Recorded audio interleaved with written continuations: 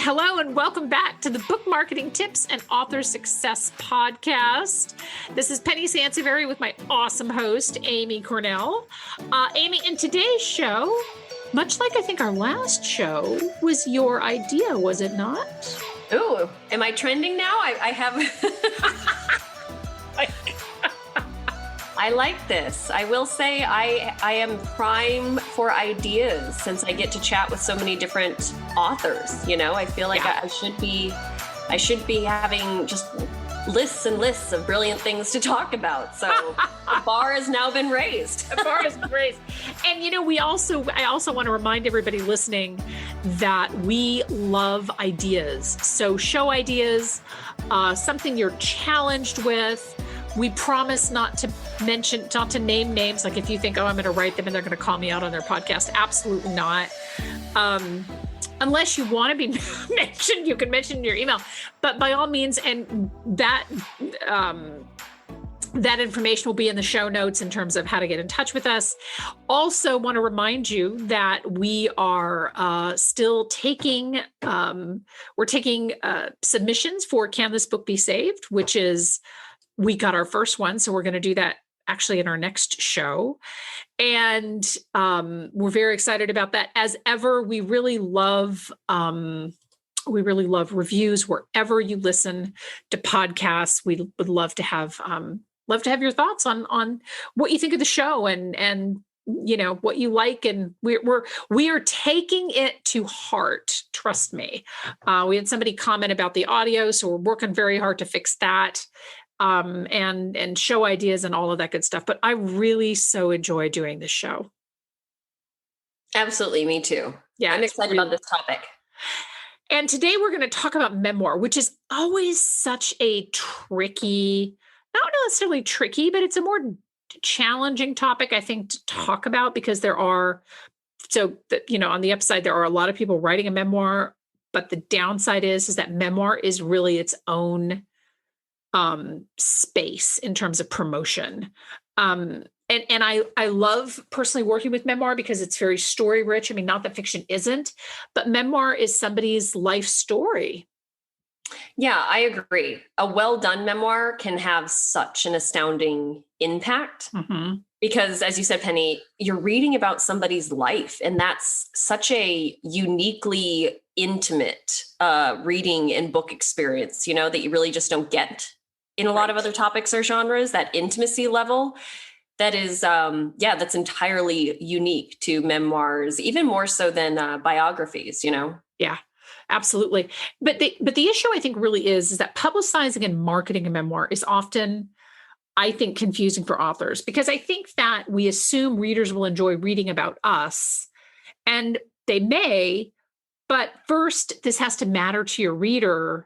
And I mean, the book has to matter to your reader. And that's really why we decided, to start to do a podcast on this, because so oftentimes, in particular with memoir, authors are promoting the book and not necessarily promoting the message, if that makes sense.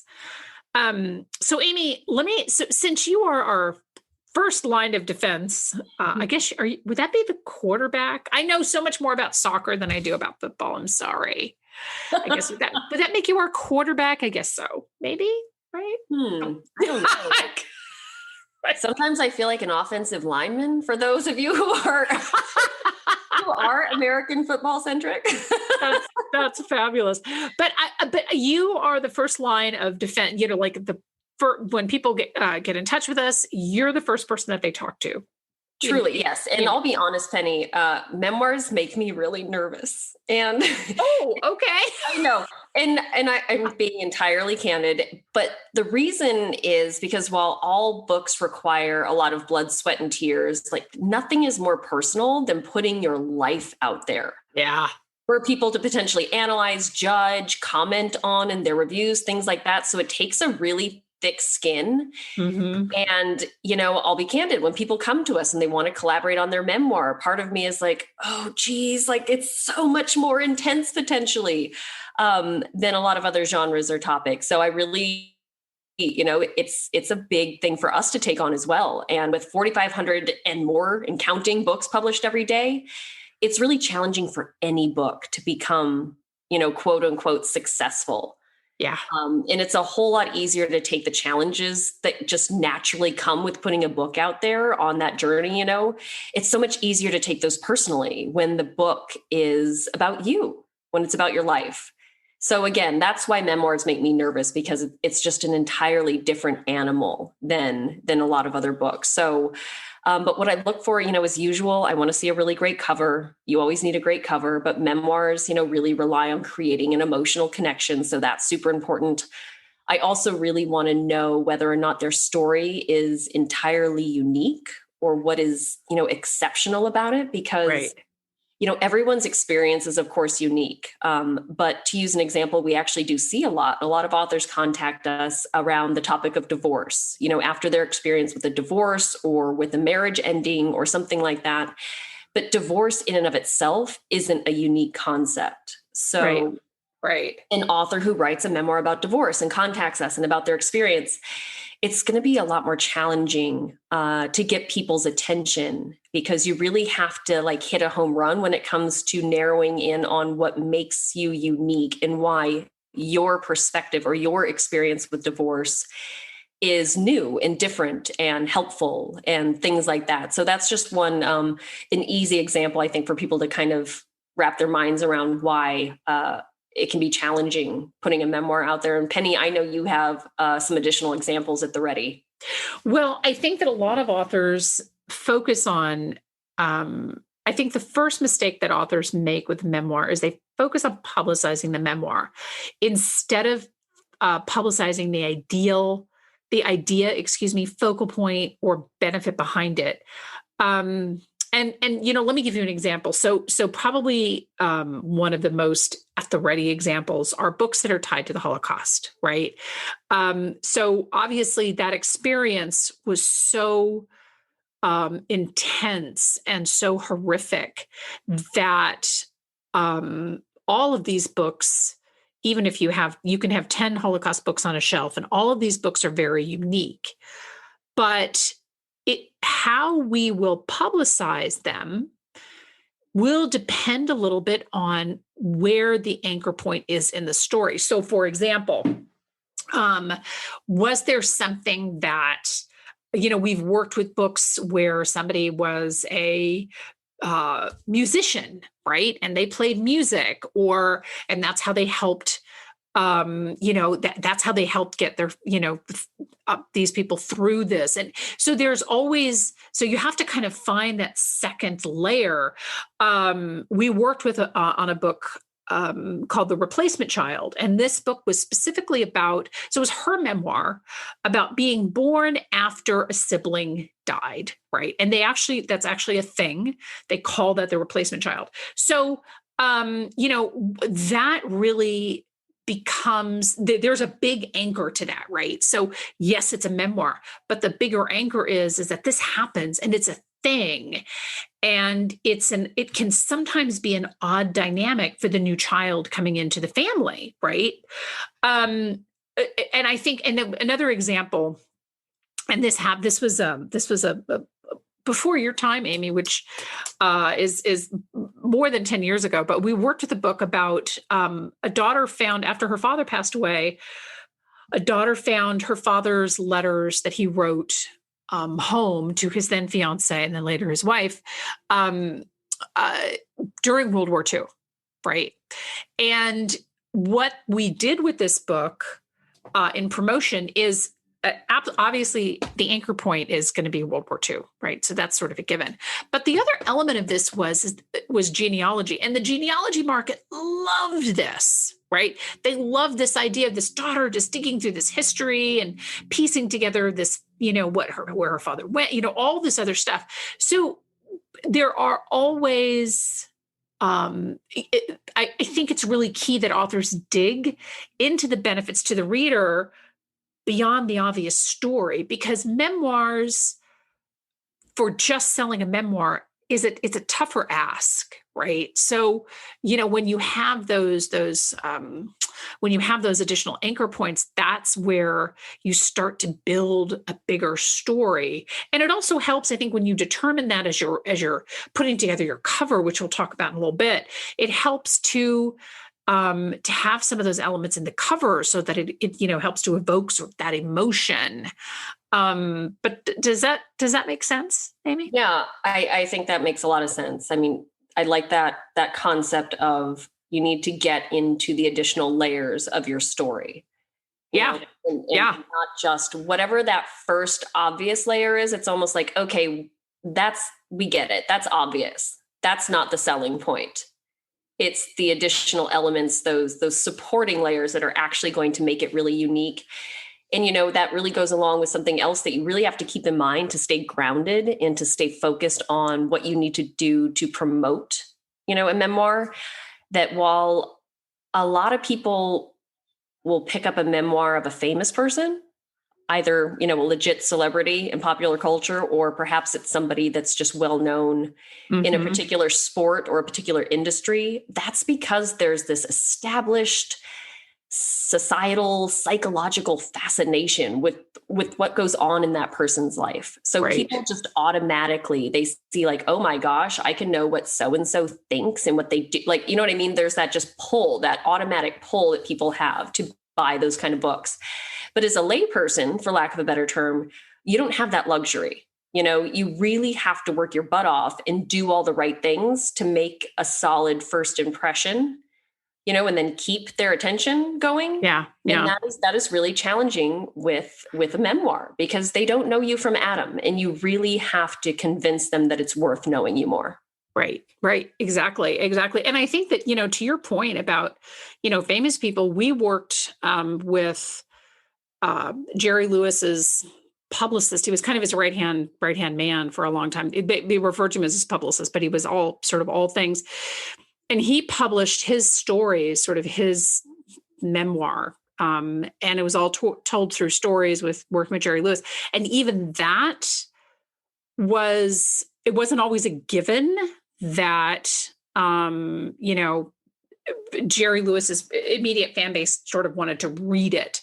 So I think that even in those, you just have to find the different layers to the story. In his case, we just talked about what's it like to travel the world with somebody who is at the time, the center of a lot of universes. And of course they went to Paris a lot because he was super big in France and had a lot of stories around that. So it became more about the stories which engaged people.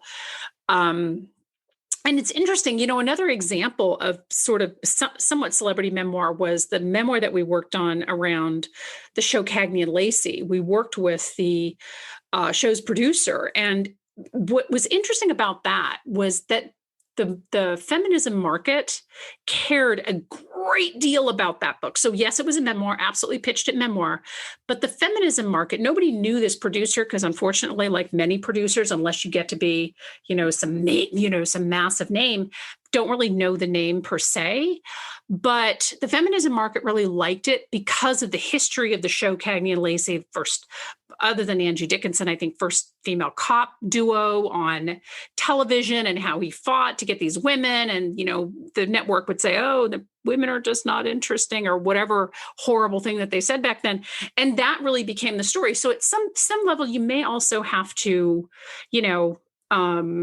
brainstorm a little bit, because I think that that's also, that also becomes part of putting together your plan. Oh yeah, absolutely. And this is, that's when memoirs actually become very much like other nonfiction books, excuse me. We've said all these things like memoir so unique. But when it comes to pitching and coming up with sales angles and stuff, that is very similar to a lot of the tips that we give for just nonfiction in general. So we've got a lot of resources on that. Definitely check our blog. Yeah. We've written about it a lot. But, for example, we don't pitch business books and say, hey, this is another book about how to not tank your career, because right. That would be ridiculous. But the reality is that's what the book is about. You know what I mean? There are millions of business success books, and people continue to write them, and they continue to do well Right. Right. But that's where being creative with your angles and your pitching and really highlighting what makes your book unique and what you have to offer is just absolutely critical. Yeah.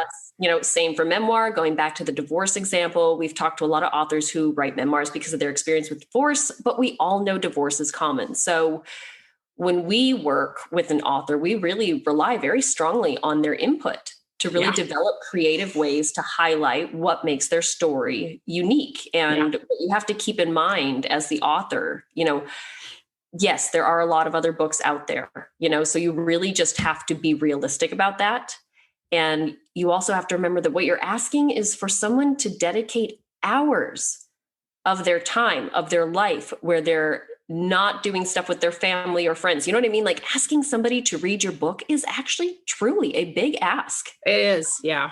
And so always keep that in mind, that it's not as simple as like, well, come on, it's $4.99. They can buy it. I'm super interesting and cool. Like, I don't see what the problem is here, But it's like, no, you really have to give people a solid rationale for why they want to immerse themselves, in your life story. Yeah, exactly. And I think that, and I accidentally skipped over covers, so we're going to talk about in that in a second, but I want to sort of run with your points. The notion of big media should maybe be considered to some degree. I mean, I don't want to sound all book promotion buzzkill, but I think that it's important to be selective about media. And I fully admit that I say this a lot about all media choices, but I feel like with memoir, you really have a unique chance to become part of an ongoing conversation. So the example is The Replacement Child that I cited earlier.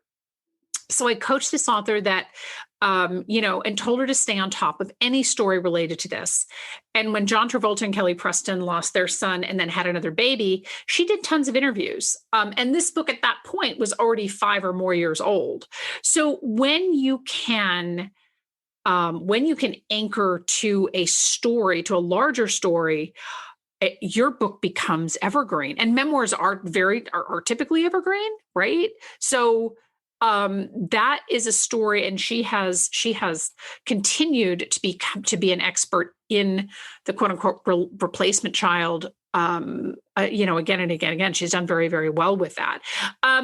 Amy, I know you've got some other tips on Amazon, but I want to just talk really quickly about covers, because memoir covers covers are always important, but memoir covers, like you and I have talked about how really important it is to find that, where it really evokes that emotion or whatever it is that you're trying to share. Oh yeah, absolutely. I mean, if there's a time to just hit somebody over the head with an idea, it's now. Like whatever emotion is most fitting for your story. And I think a lot of times people associate memoirs with very heavy topics. And I mean, usually that's the case because the human experience is heavy. Yeah. But I mean, there's plenty of memoirs out there that are very humorous as well, so whatever makes the most sense, I think, for you as a person, for your branding, when you're thinking long term about how you want to anchor, like Penny was saying, how you want to anchor yourself to an ongoing conversation, I think that should be taken into consideration as well, and coming up with imagery that really makes sense for that. Mm-hmm. Mm-hmm. Absolutely. I think that's really important. And I think that I would recommend take a look at other memoirs similar to yours that are on Amazon and just get a sense of how, like, some of these covers just stop you in your tracks. And I love it when any cover does that. But in particular with memoir, it's really, really important. So invest some time and do some research there. And Amy, I know you've got, I want you to bring us home here. You've got some tips on making a bigger impact on Amazon, because you do most, if not all, of our book page evaluations. So why don't you take it away? Yeah, your Amazon presence, this is where you're selling your book. This is where you convince people to buy it at the end of the day. This is what closes the deal. Right. A lot of people don't realize that once they get to Amazon, you still have to close the deal. So using a smart descriptive subtitle, I'm kind of approaching this because most of the memoir people that we speak to typically tend to be self-published in some form, just as a general rule. So a lot of times they have full control over a lot of these things. So, just, that's a disclaimer, but, use really smart descriptive subtitles, and know that it doesn't have to match exactly what's on your cover. I think a lot of people limit themselves, Penny, because they're like, oh, but the subtitle on my cover is different than what I'd like to say in my Amazon subtitle. And I say, go for it. That's just one more opportunity, to say something else about what your book is about, who you are. Yeah. So use that descriptive subtitle, because I think a lot of times, people can misunderstand what a memoir is at face value too. Sometimes it's not really obvious that what you're looking at is a memoir. So I think making that clear, making sure that making it clear that it's a life story. As usual, don't describe your book with big blocks of text or one long paragraph. I realize a lot of authors struggle with their formatting on Amazon. So please be loud and make noise with Amazon support, and just bug the hell out of them until they help you fix your stuff. Okay. Mm-hmm. So keep away from using more than a couple sentences per paragraph. People just really their brains don't want to process more than that until they're really, really invested. Use bullets. If you have numerous unique selling points, hopefully you do. If you've had multiple life-altering, life-changing experiences, bullets are a great way to put a spotlight on those and really make your story stand out.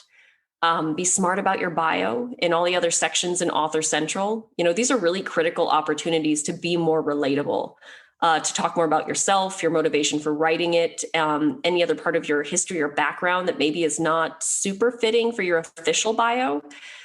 These are great areas. People will be more apt to buy your book if they feel related to you in some way. Yeah.